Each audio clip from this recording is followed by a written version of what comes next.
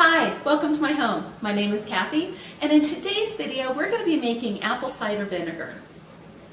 We're going to start with the raw apples, and we're going to go all the way until we have a finished product. So you want to stick around so you can see the end results. If you like videos on food preservation, whether that be canning or dehydrating, baking, or food storage, please be sure to hit that like button and subscribe to my channel and hit that bell icon so that you're notified each time I put out a new video. So when we come back, we're going to be in my kitchen and I'm going to show you how to put this together.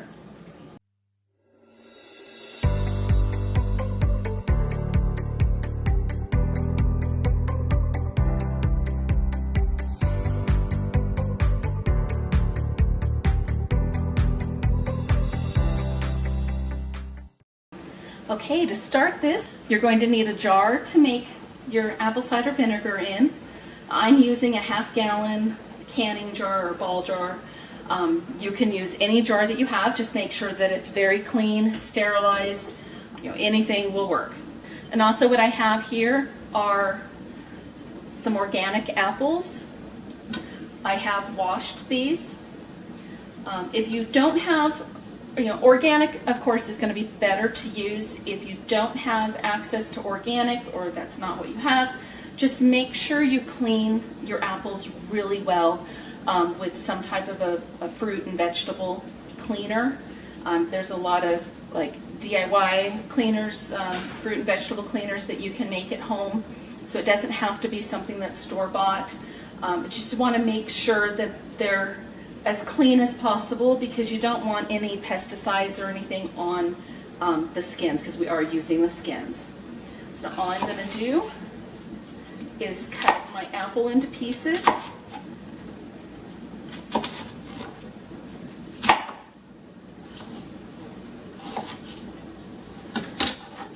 You can just leave them in slices. You don't have to make them chunks. I just find that it's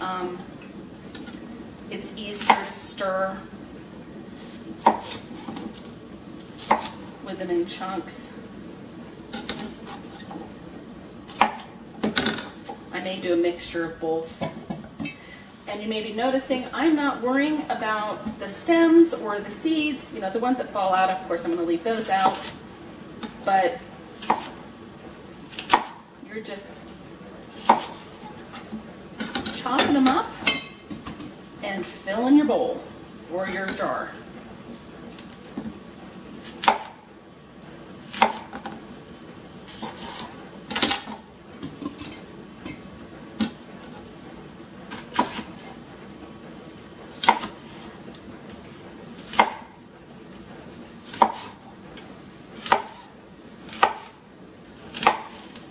I get closer to the top, I'll do the chunks on the top.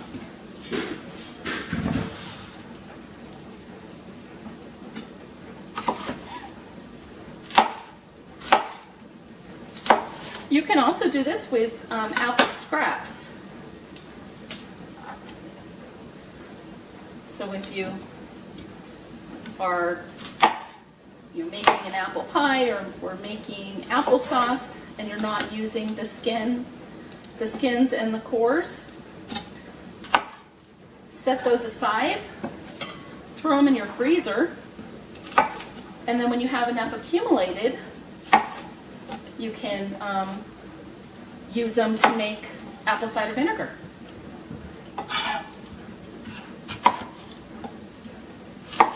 Okay, this might be enough.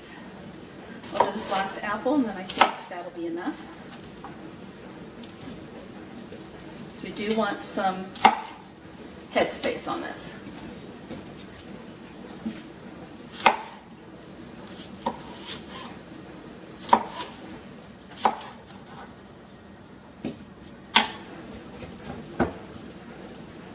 Okay, I think I will save these two. Maybe I'll have a little snack later.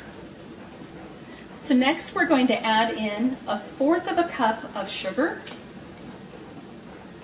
And this can be any kind of sugar. I'm using a raw cane sugar. But you can, if all you have is a white refined sugar, that'll work just as well.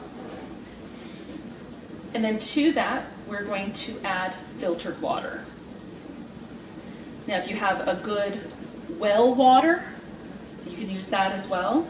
If all you have is tap water, then you can use that. You'll just want to fill your container and let the water sit out for 24 hours before you make your apple cider vinegar. That'll give the chemicals in the water a chance to dissipate, because chemicals from the water could hamper the production of your vinegar. Now we're just going to give this a good stir. I'm just using a chopstick. It's a plastic chopstick. You can also use like a wood spoon or a plastic spoon. You just want to avoid using metal.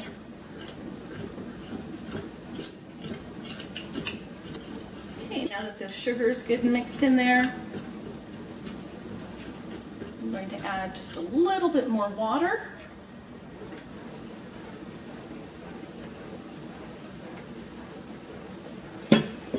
I do want to leave some room for this to be able to bubble. Now what we're going to do next is we want to cover this. You do not want to weigh down your apples. You do want them sticking a little bit up out of the water. To make the vinegar, it's going to use those yeasts and bacteria that are in the air, and that will get down in here and start to make your vinegar. We do want to cover this. Now you can use a little piece of cloth. I have, this is some flour sack. You cover it and put a rubber band on it, or if you don't have that, you can also use a coffee filter with a rubber band, or you can use your the ring from your canning jars. You just want to make sure that this is able to breathe. You want the air to get in there, because it's going to need that oxygen to be able to make your vinegar. Now you're just going to set this aside. You can either put it in a warm spot in your kitchen, or in a cupboard. Once a day, you'll want to go in and give it a good stir with your chopstick or your wooden or plastic spoon, just to keep that moving around. You will start to see bubbles coming up as the good bacteria is eating the sugars. It'll start off with eating the sugar that we fed it, and then it'll be eating the sugars from the apples. If after about 4 days you see that there's not much activity going on, you can add another 1/4 of a cup of sugar just to keep it going, but you shouldn't have to do more than that. Now you're going to set this aside for about 2 to 3 weeks, and each day when you bring it out to give it a stir, if you notice that there's some mold growing on the top, you can take that out if you want, or you can leave it in, just stir it in. The good bacteria is going to take over, and once it becomes vinegary, the bad bacteria is not going to be able to live in here. So you can take that out, or you can leave it in. I prefer to take it out if I see it. I rarely see it, so it's really, don't let that scare you.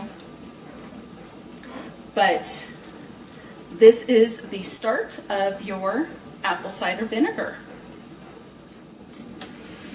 Now after 2 weeks, I think this one has gone about 2.5 to 3 weeks. And you can see what it looks like. The apples are breaking down nicely. I do keep my jars of vinegar that I'm making, I keep it on a little plate, just in case something bubbles over. That way it doesn't make a mess anywhere. So we'll just take this off. Oh yes, that's very vinegary. So now what I'm going to do is I'm going to test it to see if it is the strength that I want. What I have here are little pH test strips, just a little roll of test strips. I bought them off of Amazon. I can put a link down below if you want, if you're interested in this. I'm just going to break off a little piece and give it a dip in my vinegar. And as you can see that, the color changed very quickly. And if we match it up to our little chart here, it is right about the 3.5. And that is perfect. So anywhere between the 3 and the 3.5 is generally where I like to have my vinegar at this stage. So next I am going to strain off all of the apples so that all we have left is the vinegar. Okay, now I've strained off the apples and now I have just the vinegary liquid left. Now I'm going to cover this with just a storage lid, and this is going to go into my pantry, nice dark cool place, and it's now going to sit for another month, because what I want is for it to really develop the vinegar and the mother. The apple cider vinegar with the mother is what I'm going for here. So you could certainly use this as vinegar, but it's much better if you now let this sit for about a month. After you let your vinegar develop, what you'll end up with is vinegar with the mother. You see that at the bottom? Let me give it a stir so you can see it moving around.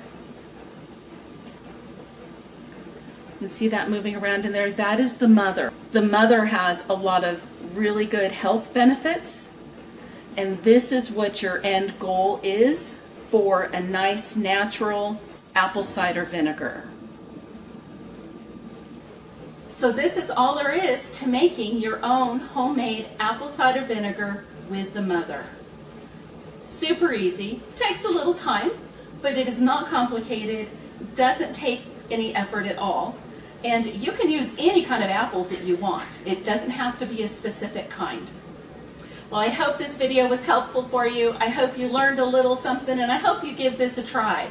If you do, or if you already make your own apple cider vinegar and you have some tips to share, please be sure to leave that down in the comments section, because I'd be really interested in hearing about it. Well, until next time, I hope you have an amazing day, and we'll see you on the next video. Bye now.